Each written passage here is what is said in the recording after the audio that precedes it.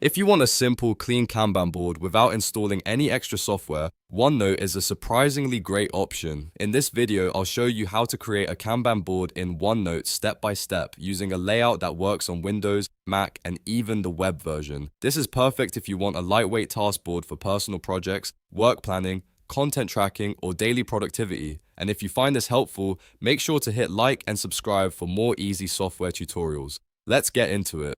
First, open OneNote and go to a blank page. Starting with an empty page gives you the most flexibility because you can build the board exactly the way you want it. Once you're on a fresh page, click the Insert tab at the top of the screen. From there, select Table. This is the foundation of your Kanban board because tables make it easy to organize tasks into columns. Now create a 3x2 table.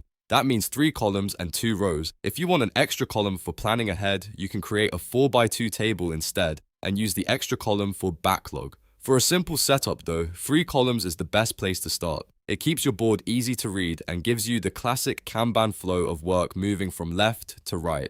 Next, click into the top row and add your headers. Label the first column To Do, the second column In Progress, and the third column Done.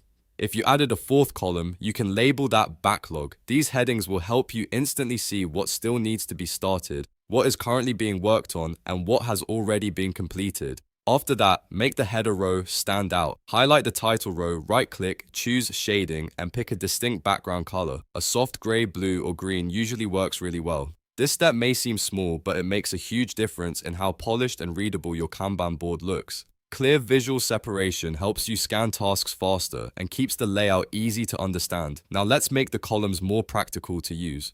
Drag the borders of the table cells downward so the columns are tall enough to hold your tasks. If you plan to add several task cards, give yourself plenty of vertical space. You can always resize later, but starting with a taller layout makes the board feel more like a real project tracker instead of a cramped table.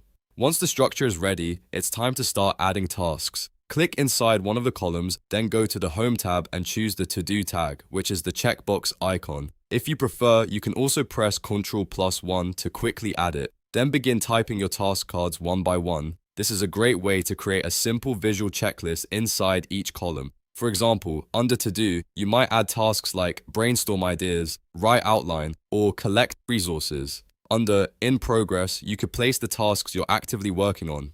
Under Done, you move completed items so you can track progress at a glance. That left to right movement is what makes Kanban so effective, and OneNote makes it easy to do without any complicated setup. If you want, you can also use different colors, extra spacing, or even separate pages for different projects. For example, one page could be for work tasks, another for school, and another for personal goals. OneNote is flexible enough to support all of that while still keeping everything in one place. You can also copy the table structure later and reuse it as a template, which is perfect if you like having a repeatable system. A helpful tip is to keep your task names short and action-focused. Instead of writing long sentences, use simple task labels that are easy to scan. That way your Kanban board stays neat and efficient. You can also update the board anytime by moving tasks between columns as your work changes, and that's it. You've now created a simple, organized Kanban board in OneNote using just a table, a few labels, and some formatting. It's one of the easiest ways to manage tasks visually without needing a separate project management app. If this video helped you, please hit the like button, subscribe for more tutorials, and let me know in the comments what software you want to learn next. Thanks for watching, and I'll see you in the next one.